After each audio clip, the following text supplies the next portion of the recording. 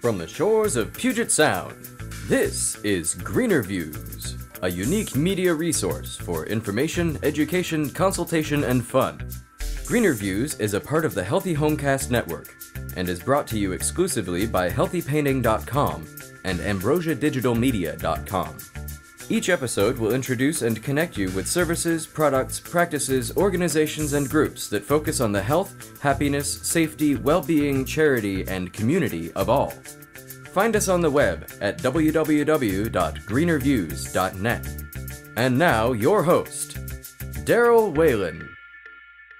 Okay, well, welcome to episode 23 of Greener Views. I am Daryl Whalen, along with audio engineer Randy Parcel and videographer, does that work? Videographer, Michael Schwartz. On our last episode, which was number 22, our guest was Tony Friess from PigeonPointPC.com and LasVegasTech.net. Joining us this time around is Kevin Moen from SolTerra Systems, who will be helping us to answer such questions as, does solar really work in the Northwest? And I'm interested to find out about that. How expensive is solar energy to install on my house, and what are the incentives? I know Randy wants to know about that one. What's the life expectancy of a solar energy system? What type of maintenance is necessary with green roofs? What are the benefits of a green roof? And amongst other things. So Greener Views is part of the Healthy Homecast network and is part of, I'm trying to do this like a fancy, and is brought to you exclusively by healthypainting.com and ambrosiadigitalmedia.com. Okay, so let's get rolling. Welcome to the show, and thank you for joining us this evening. Thank you. Please tell us who you are and who you are representing here today. All right. Well, my name is Kevin Moen. I'm here representing SolTerra Systems. We do everything from solar energy to green roofs and even living walls, so happy to be here today. Great. Oh, yeah, I forgot to got it marked on living walls. Mm-hmm. Okay, great. What is your title or primary role within the company? And please explain in some detail what it is that you do. Yeah, so I'm a solar consultant.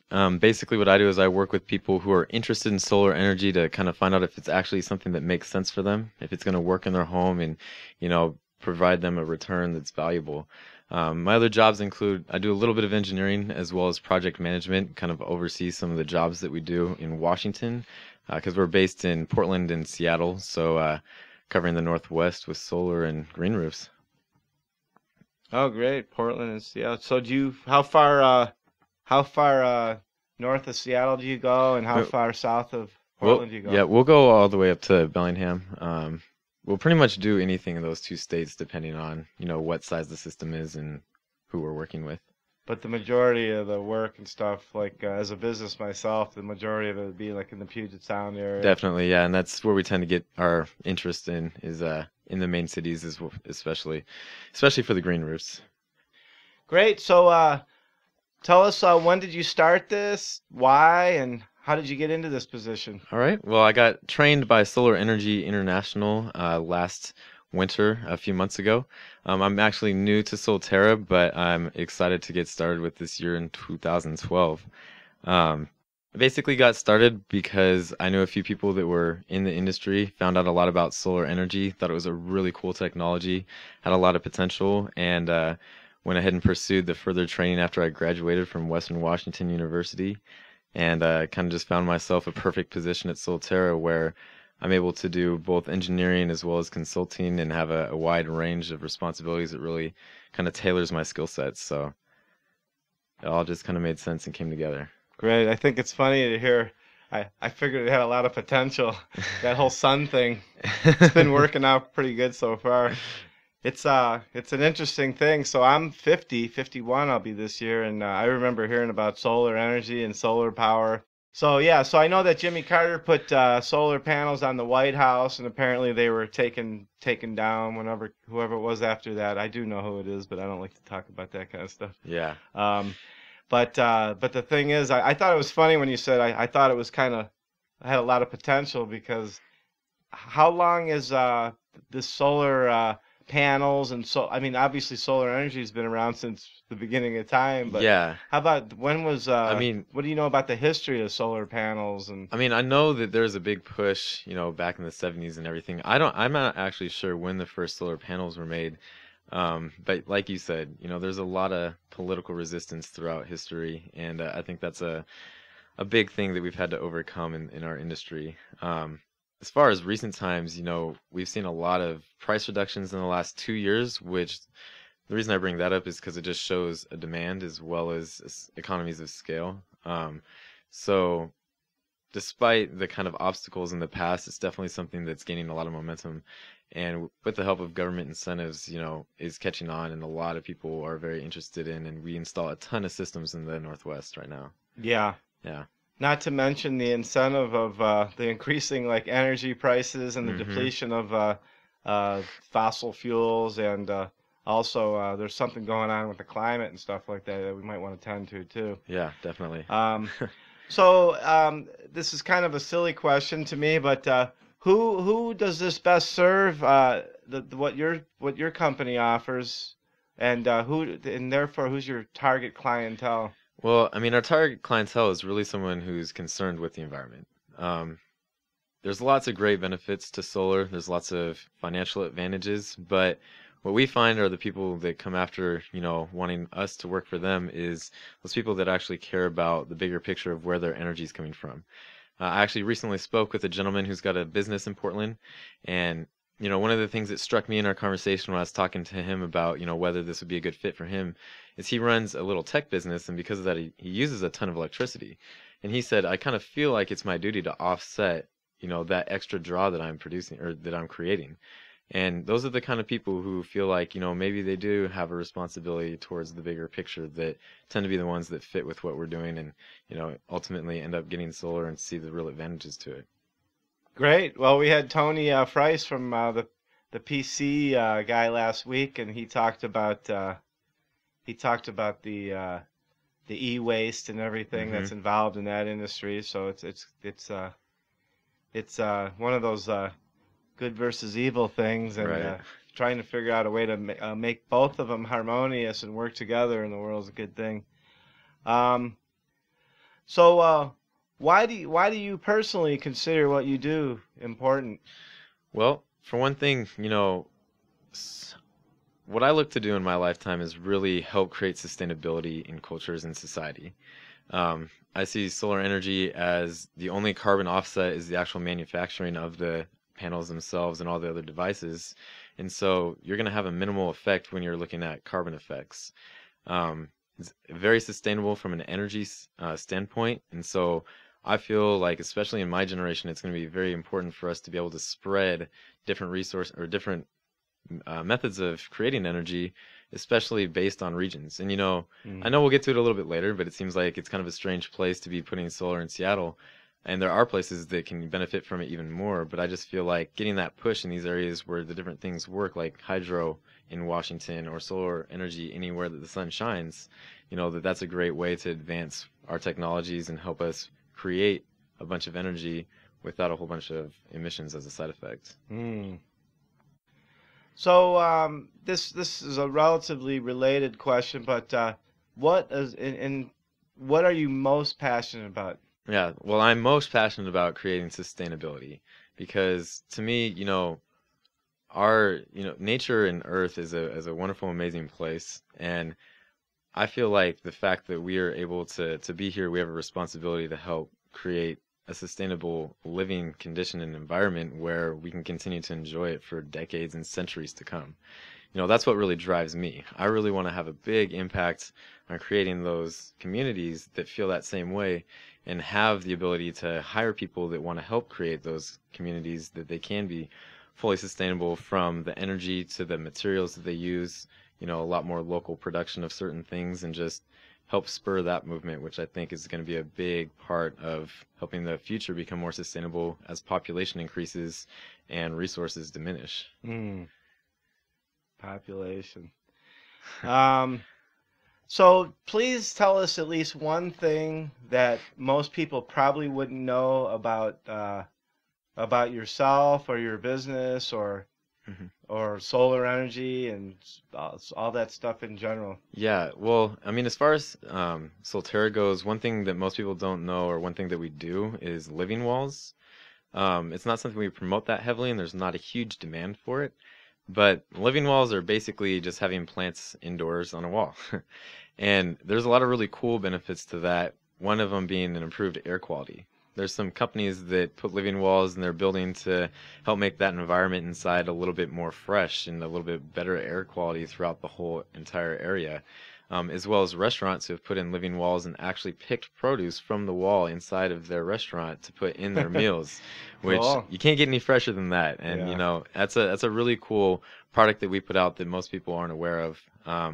And the few people that really want to pursue it, we've actually been tracked down because we don't actively market it very often by a few different consumers who come and found us because they think it's such a cool technology and want to make sure that they get the people who know what they're doing to get that installed. So it's so you kind of have a middle ground between the solar installation and everything, but you're also doing some version of like landscaping and stuff Right. with that. Yeah. I mean, living walls are basically indoor landscaping or indoor, gardens. And then the living roofs themselves are the same way. You've got living plant life, and they can vary a ton between a very simple system and something that is able to produce food outside, and a whole different variety of plant life, as well as just all those other things that the eco walls and eco roofs have to offer along with it. Yeah, and I've got some more questions about living wells as we get down to the other ones. Yeah. But what is your personal mission statement for your life? My personal mission Kevin statement, Moen, what is your mission statement? my mission statement is to create sustainable communities through building development and new technologies.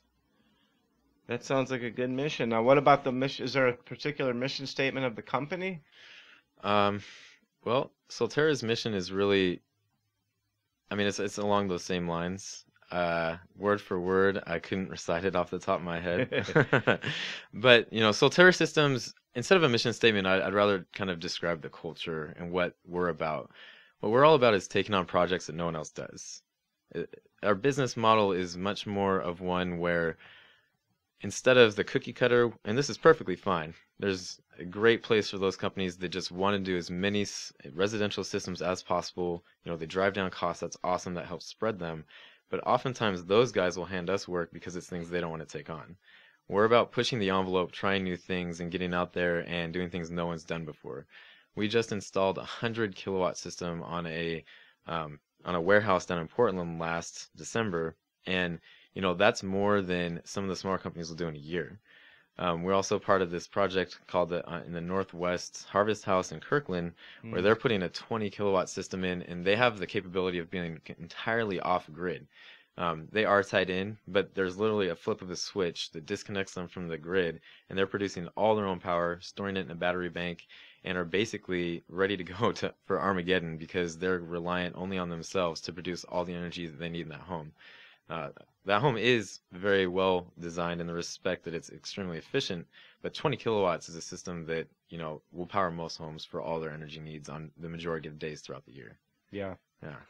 I can assure you if there really is such a thing as Armageddon, that house is not going to hold up. I was wondering, so the average, let's say the average home, one family, 2-bedroom or 3-bedroom house, 2-bath. How many square foot is that? 1,500 or something? Yeah. Around there. How many kilowatts of solar energy or power would you install on a job like that on an average? Yeah, on an average, you'd probably be looking at like 5 kilowatts. 5 kilowatts? Yeah.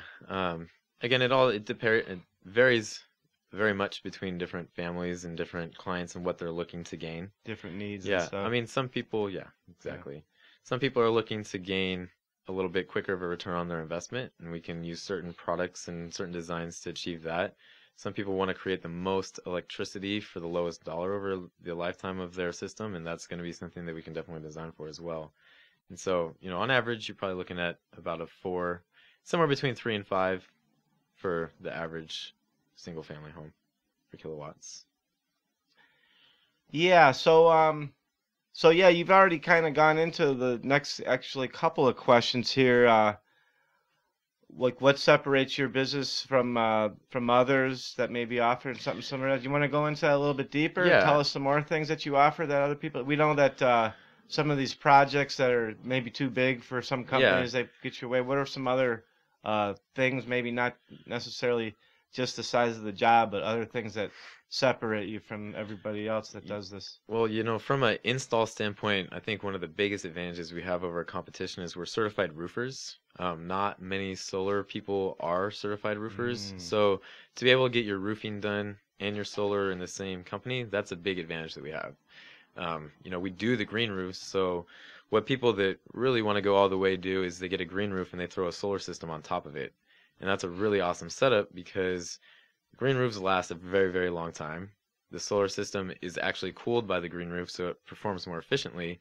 And if at any point we have to do penetrations, which you have to do fairly often in a roof when you're installing solar, that's something we can do in-house. It's under the same guarantee, and that's all taken care of by us versus having some outside contractor come in or some third party having to be involved. So from the business standpoint, that's definitely something that we have that a lot of our competition doesn't. And then, like we just talked about, if you really want to do something amazing, if you want to push the envelope of what you're able to do, then we're the company to come talk to and find out what we can make happen. Great. Yeah. So we'll actually get a little bit more into green roofs too. We'll get into each of those things a little bit more in the next question or two. Um, so what are some of the challenges of the industry that you can offer solutions to? Like for instance, you know, things out there that are happening that are giving it a bad name, or things that people are out there doing Hmm. that don't necessarily work out so well. How's that for being PC? Right. But is Yeah. there anything that comes to mind with that? Well, I mean, on two different fronts, and solar and eco roofs both have their own challenges, right?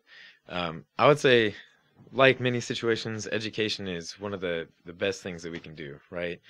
Um, so many people are uninformed on solar energy, and to get out there and kind of help them see what the benefits are. And for my perspective and my job is really to design the system that's right for them, right?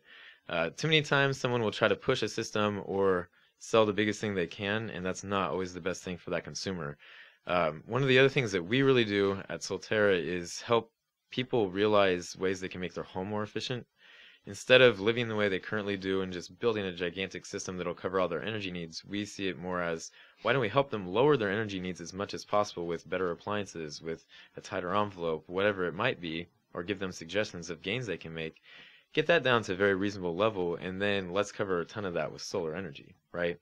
Because those two playing together is a big key in moving forward with just not consuming too much electricity and this kind of need to just over consume that I think a lot of people have in this neck of the world.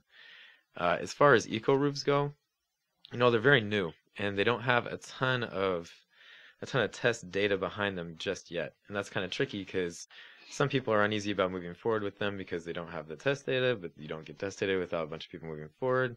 And so for those people, I would just encourage them to make sure they're working with someone who really knows what they're doing. Because with an eco roof, you need someone who's an expert in that field who can design it for that region, for your needs. I mean, there's so many factors that come into those roofs that you need to know what you're doing, from the plant life to the depth of the soil to the building to the microclimates and everything in between. And as long as someone knows what they're doing and knows the region, they can design that well, it's going to perform extremely well. If they don't, they use a few of the wrong components and this and that, and it fails, that's how potential bad reps can get formed. And that's something I really want to make sure that people understand and do their research and who they're hiring. Make sure they hire the professionals and not the guys who are just putting soil on a roof and trying to grow some grass. Great. So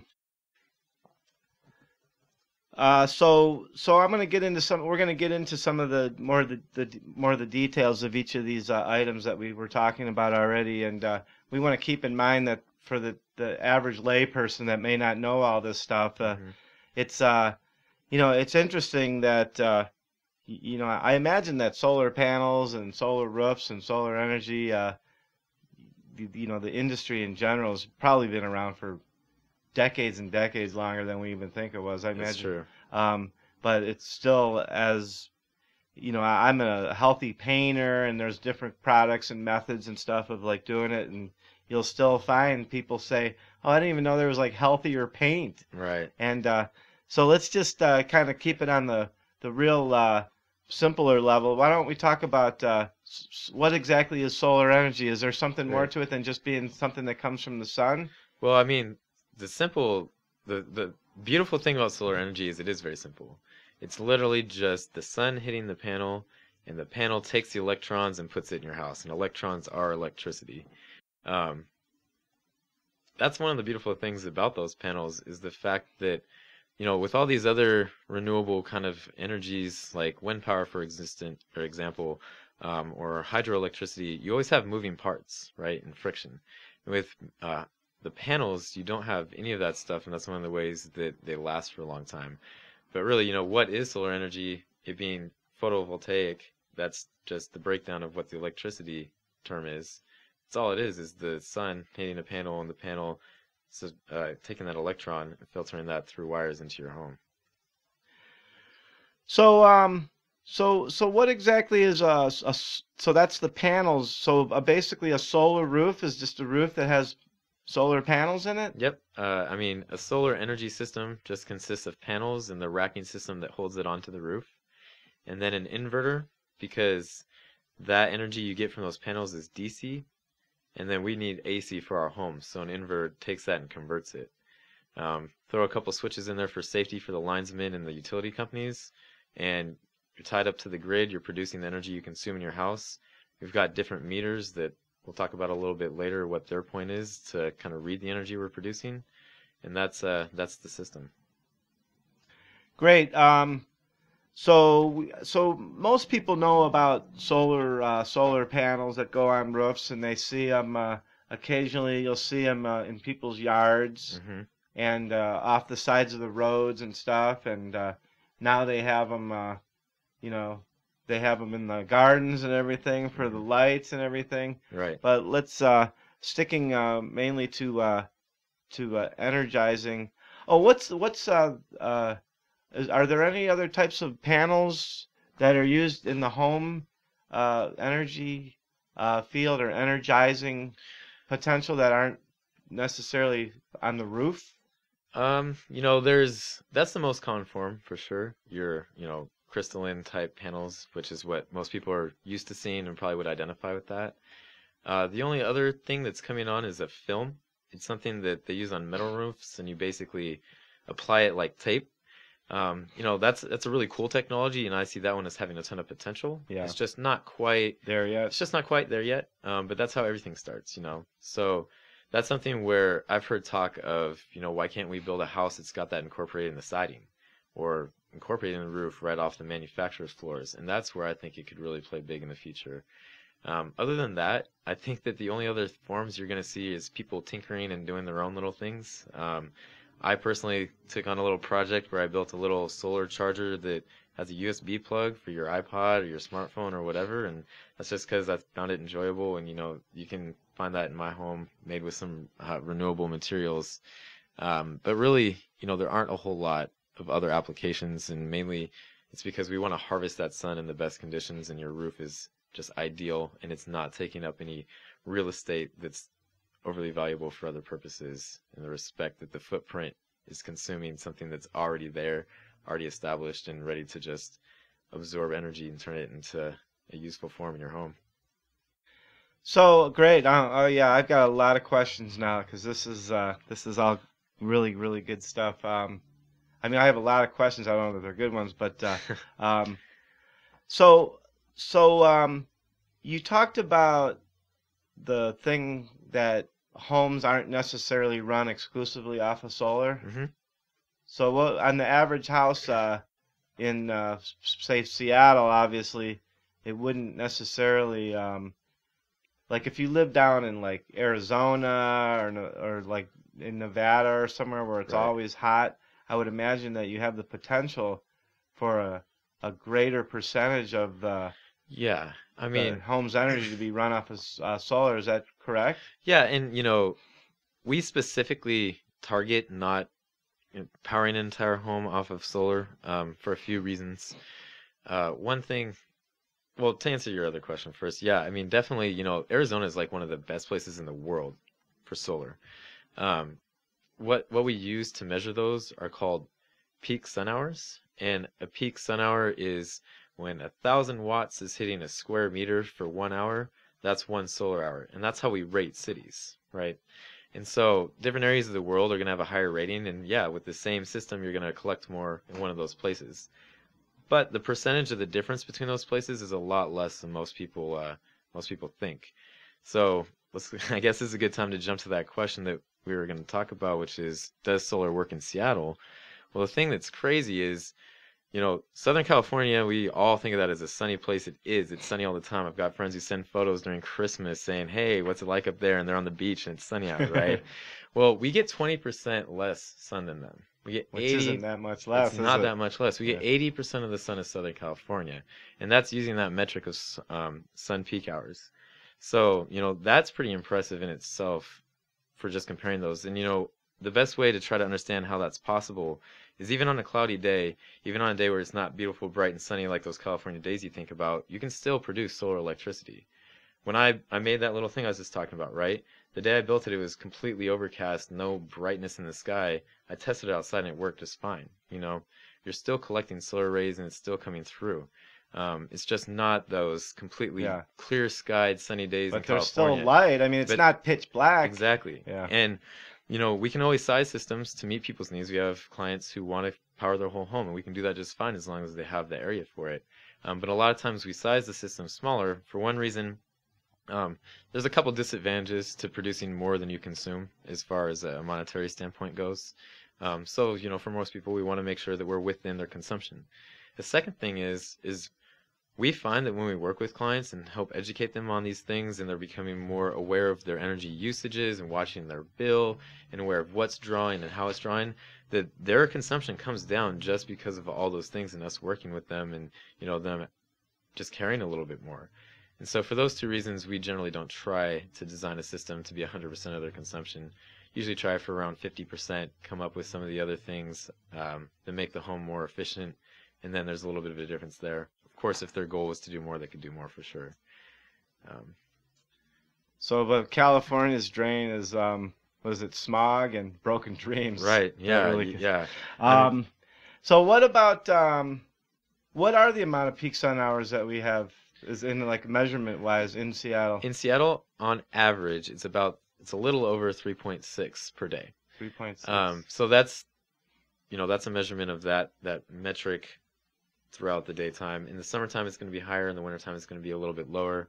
Different days, it's going to vary a lot, but that's about average throughout our region. And you compare that to Germany, and I don't know, for all the people out there might not be aware, but Germany is by far the world leader in solar. They have like half the market in the world almost. I heard like every other home practically has a solar roof. Exactly. Yeah. And they get 20% less than Seattle gets. Wow. They're higher in latitude, and they get a little bit less of those peak sun hours. And so, that number, it might not seem that high, but relatively speaking in the world and compared to even California, we're right in the mix of things. And so it's kind of exciting and not... So let's say 3.5 you said about approximately? Mm-hmm. It's a little higher, but we use that number to be conservative because we like to over-deliver on our systems. Better be safe than sorry. Exactly. So approximately... what does 3.5 hours of Seattle sunlight convert into energy-wise? Well, that depends on your system, because that's the thing about the system size. Let's say you've got a 5 kilowatt system, where you're going to take those 5,000 watts and multiply those by the amount of peak hours, and that's going to give you kilowatt hours. Okay. And so, that's going to vary on that system size and the amount of light that you're getting in the day.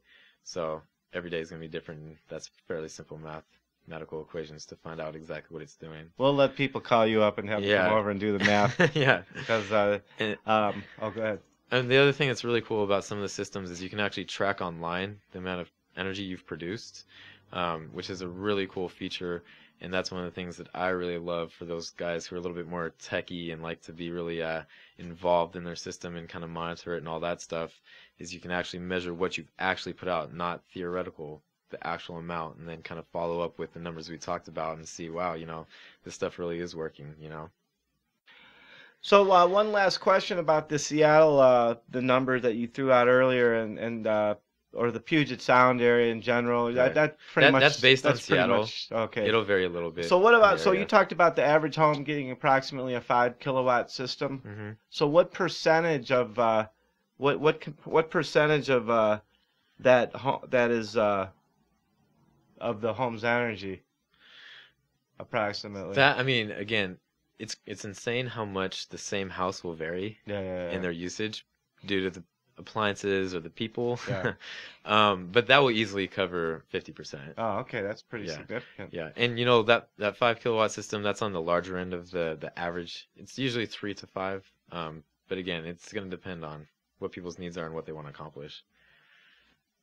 Yeah, eventually we'd like to get a solar panel manufacturer on the show and talk about it a little, that particular, that'd be just really that cool. area, because I don't want to spend too much time on that, because I all of a sudden have like a ton of questions. How about real briefly, can you talk about the advancement over time of the solar panels, and how hip are they right now in 2012 as far as like their quality and their technology? Right. So let's start with the quality. The quality has always been good with solar, just because of what I was speaking to earlier, which is there's no It's so friction. simple. Yeah, I studied engineering in school, Yeah. and one of the things you first learn is friction and its effect on everything, and there's none of that going on there, right? So the panels are usually guaranteed or warranted for 25 or 30 years, right? And that's always been good. But there's this company now called Silicon Energy, and they manufacture in Washington, and they make a glass-on-glass panel, and that's a really cool panel, because what they do to demonstrate it to us when we're in their lab is they have one set up on the floor, suspended in the air a little bit, and they'll get like 4 grown men up on it, jumping on it. And so that's just to demonstrate how strong these panels are. That's a glass panel with 4 grown men just jumping on it, and that's what's on your roof. And so the durability is very good as well, because the longevity is one aspect, but you want the durability to be there as well too. And as far as efficiency goes, it was just a few years ago that panels were only in like the 150 watt range for an average, and now you're seeing ones that are up in 250, and that's a great advancement as well, while price is coming down. More people are adopting it, the demand increases, the prices are able to drop down because of scales of economy and all those other things. So from the pricing perspective, in the last 3 years, we've seen them come down almost half. A few manufacturers have come out of the game, and that is kind of keeping it still where it is right now. So this is kind of like that sweet spot where you've got the people who are in it for the long run. You've had those big advances, and you're producing more electricity with less square area than ever before. So that's always a good benefit when you're dealing with limitations of roof sizes, which is sometimes a limitation of the system size. Great. Wow. So, hey, listen, we're going to take a break. Okay. And we're here with Kevin Moen from SolTerra Systems. This is episode 23 of Greener Views. And see you in a few minutes. You are listening to Greener Views. Gravity connects me to the earth, which connects me to people who connect me to myself more honestly. And gravity connects me to the crust, which connects to the leaves on the trees that make it possible to breathe.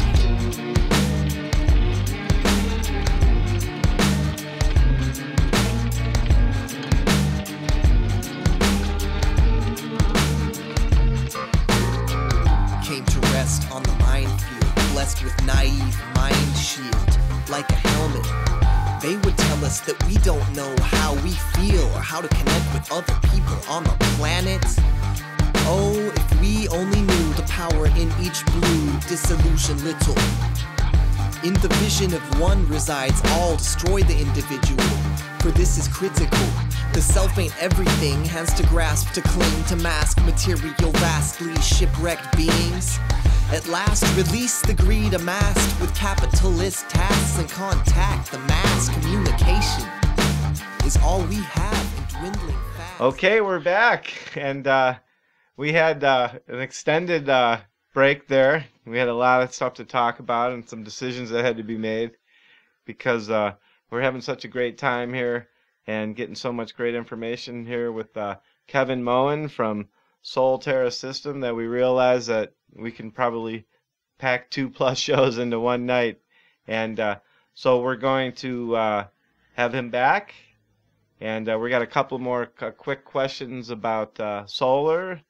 And then we're going to have Kevin come back and talk a little bit more detailed about the green roofs and the living roofs and the living walls and stuff. And so let's see. The first question was, how expensive is solar energy to install on my house here in the Puget Sound area, or the general area here, the Northwest, and what are the incentives? Yeah, so on average, the system is going to cost anywhere between $15,000 to $40,000 at the retail price.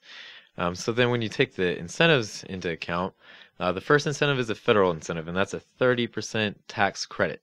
And the thing that I really want people to know about that is it's a tax credit, which is a lot different than like a rebate. It's a dollar for dollar credit, so you basically get all that money taken off that system, and that's an awesome incentive.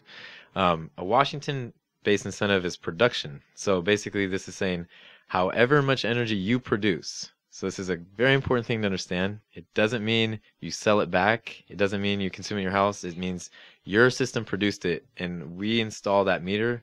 It goes to it before it goes anywhere else, so we know all that energy you produced. You get paid 15 cents per kilowatt hour that you produce by any system, and you get 54 cents per kilowatt hour for the Washington-made systems.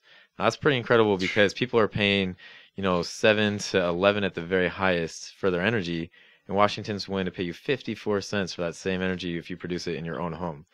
I mean, that's just a reflection of the fact that we need to be generating electricity, and they're willing to pay people to get these systems installed so that we can start spreading out that responsibility of creating energy. So those are great, as well as the fact that you don't pay sales tax in Washington. Plus, you have your whole net metering benefit. All the energy you're producing is reducing your bill. You can actually, some people have those new digital meters, which we don't like as much because they're not as fun. Because with the old school ones that actually have the little disc that's spinning, you can watch it on a summer day stop and turn back because you're feeding energy back to the grid, and you're making money off that on top of those production incentives. Wow. And there's also some commercial grade incentives like accelerated depreciation and things along those lines. And that's all in Washington State. As far as Portland goes, I don't work too much down there, but I know that those incentives can almost make the whole system half off. Wow. You don't get it paid all up front. Yeah. But incrementally. But people are basically getting half off their systems in the big picture of their incentives.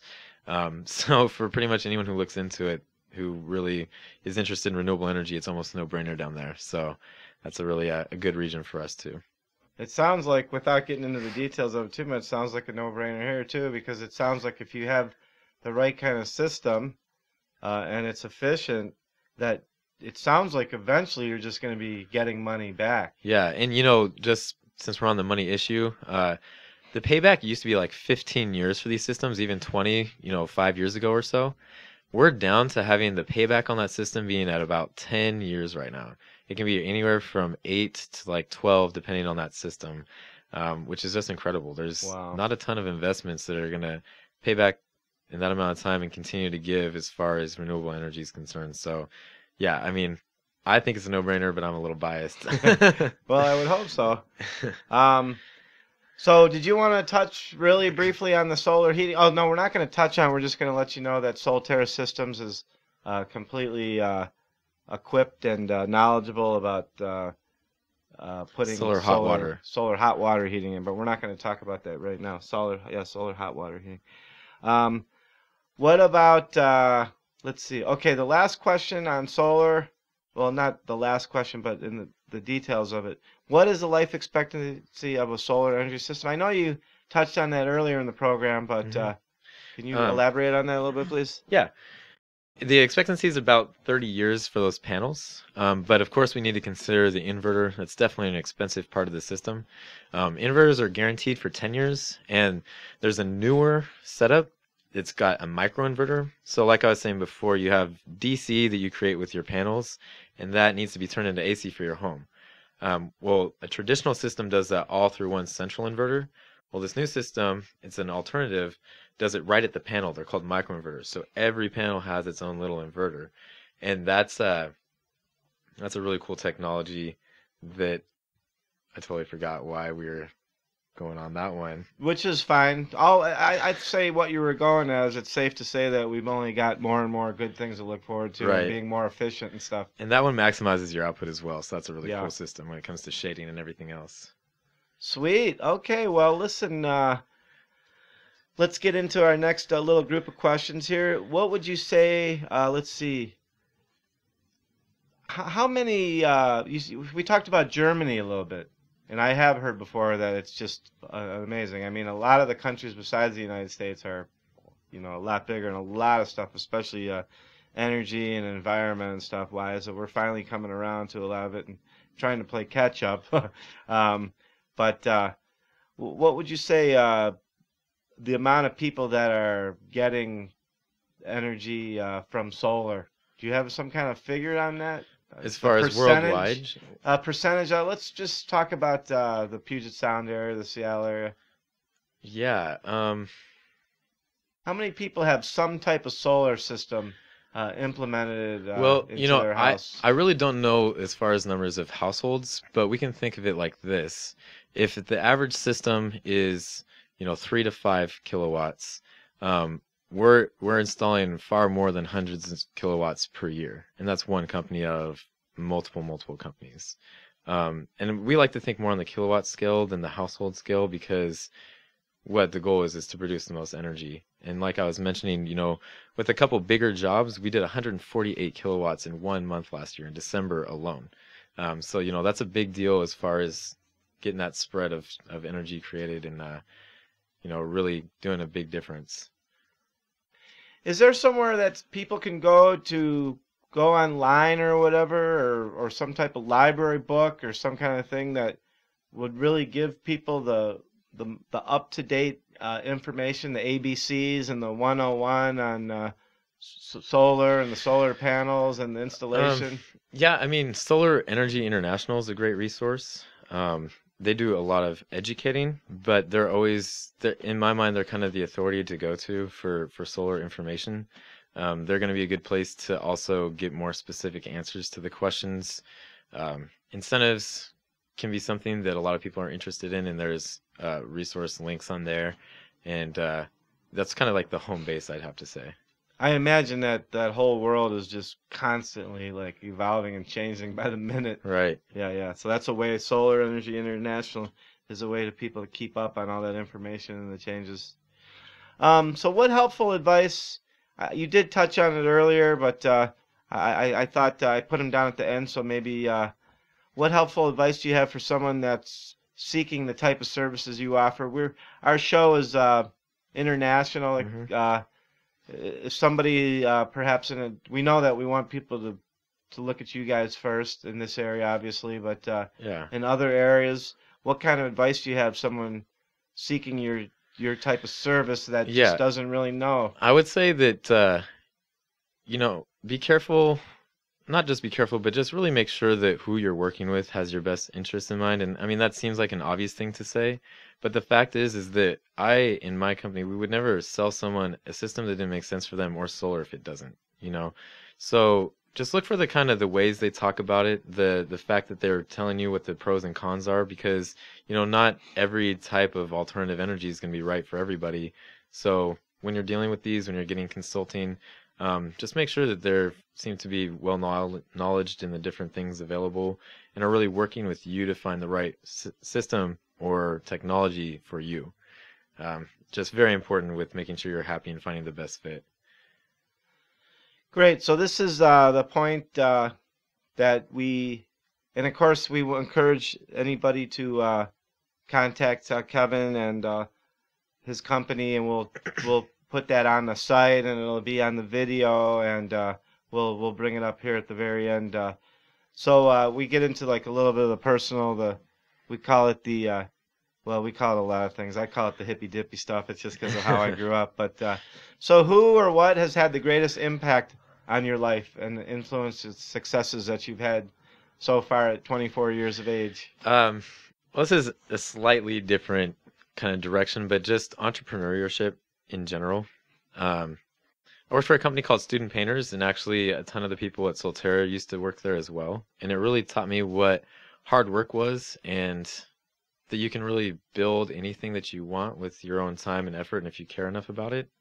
And I would say that that showed me that, you know, for having a vision and having a few abilities, that you can really accomplish anything you set your mind to.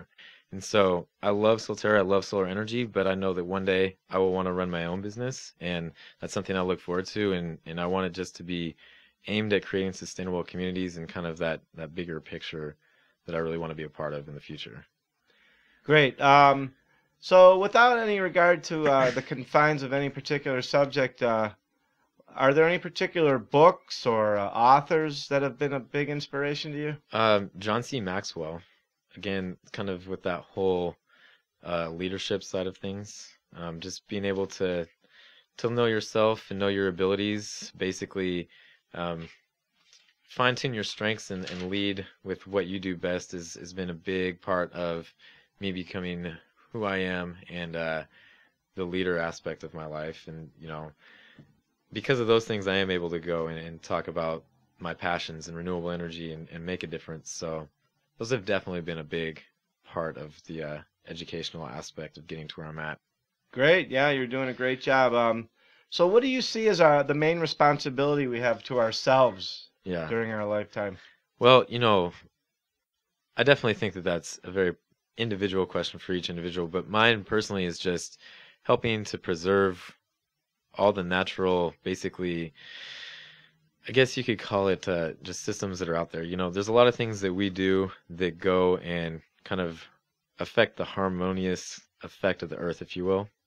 And I really think that that all ties into sustainability, and that's why I've said that word a few times today. But, you know, that's exactly what I want to bring, is more of that to the work that I do, and help the systems that are in place continue to be. Well, we just clicked the counter on the sustainability word mention since the podcast started about a year ago, and you just hit 183, so I wouldn't worry about it. Let's see. So what do you see as our responsibility to all the other life forms on the planet? Yeah, I mean, it's along those same lines. You know, we only have a finite amount of resources, so I'd say our responsibility is to find ways to make those last as long as possible, and preserve habitats along the way. So let's see. So and that's fantastic. I'm right there with you. Aside from all the great things that you're doing with the company that you're working in, do you have any other opinion on what we can do to that will have the most impact to accomplish those things? I would say in general, and I kind of touched on this before, but just really utilizing local resources. You know, there is no one solution in my mind to the energy situation that we're in and going to be entering into. I think it's awesome that Washington State has a lot of dams, because the Columbia River, by definition, is the most powerful river in the nation. You know, that's a great thing for us to do, is to utilize all that energy. I think that windy valleys should use all that wind power. I think that sunny areas of the earth should have solar power. I think that what we should do is look to educate ourselves and explore the different technologies and where they can be best be utilized, and do that, utilize them in those areas, move forward with new technologies that offspring into other technologies and create new things. You know, it's kind of like this. I was on a team in school and college at Western Washington University called the X Prize team, and what this was a competition with one of the biggest pots ever, which for automotive competition, which is a 10 million grand prize for teams to build a 100 mile per gallon equivalent car. I've heard of that. Equivalent car contest. Meaning, yeah, you can have hybrids, and there's formulas to figure out the equivalence there.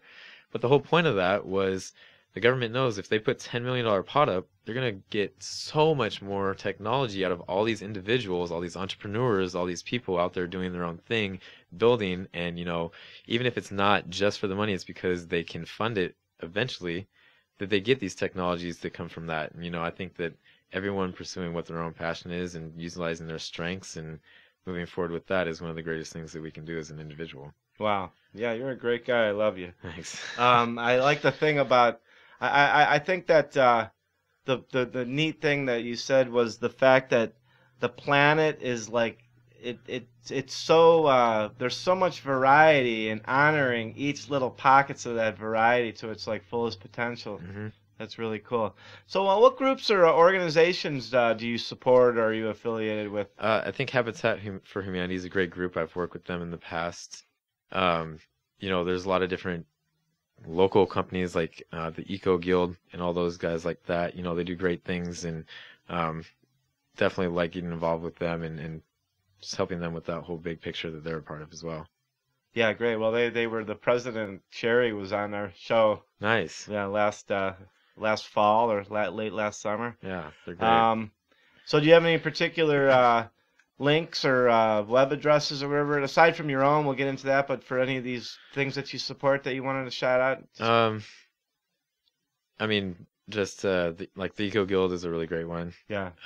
And Habitat for Humanity, if you're interested in that stuff, getting on their mailer list, they're always looking for people to help out, doing simple things where they'll teach you on the spot, or if you have a little bit of construction experience, building houses for people that need them, and trying to do them in a sustainable way as well. Those are two really good organizations, I should say. Great. So what about SolTerra Systems? What contact phone number, email address? Yeah. So website. Use Your Roof is the website, and anyone out there interested in learning more can contact me directly at KMoen@SolTerraSystems.com, and my last name is Moen. So, yeah, any questions, any inquiries, just feel free to shoot me an email and try to get back to them as soon as possible. You guys got a phone number? Still using phones these days? Yeah, and people can feel free also for my personal mobile, and that's 253-508-1705. Great. So are there any specific events or offers or information that you want to share with us that's like coming up in the near future? Obviously, if it's in the next week, it might not get up, but yeah, the Seattle, anything from like a week out from now or a week and a half. Yeah, and a few events are coming up in the next couple weeks. The Seattle Home Show's the February 18th to 16th, Portland Yard and Garden Show, February 17th to 19th, and then the Solar Expo in Portland is April 25th to 28th. We'll be there at those, and there's a lot of really cool companies doing a lot of cool things. During our break, we were talking about a guy who does LED lights, and those are a great energy-saving technology. And there's just a whole bunch of different things that homeowners can go and find new things that they've probably never heard of before. I find something new every single year, so I recommend those shows for anyone who's interested in. That's a shout out to Randy King, by the way, too, from Northwest LED. I've been wanting to get him on the show forever. So before, do you have any wise advice or helpful hints or final words that you want to leave us with? Really, just pursue your passions out there. Anything's possible if you really try hard enough for it, and good luck moving forward with everything. Great. So, okay, you've been listening to episode 22 of Greener Views. We'd like to thank this episode's guest, KMoen, for joining us. Thanks for sharing a bit of your world through this podcast interview. We hope you enjoyed your time spent with us today. So does anybody have anything that they need to ask or put out before we wrap this up, guys? Great. Okay, our next show, episode 23. We'll have to wait and see who shows up for that one. We're still working on that. On behalf of myself, Daryl Whalen, and our crew, Randy Parcel and Michael Schwartz, we'd like to say a heartfelt thank you. Special consideration goes to AmbrosiaDigitalMedia.com. Please check them out. Music on this episode is provided by John Henry Scully at slapjazz.com, Dan Fagens at danfagens.com, and J.D. Hobson at jdhobson.com. We'd love to hear your thoughts on ideal guests and topics for the show. You can email us at info@greenerviews.net or call 206-650-4587.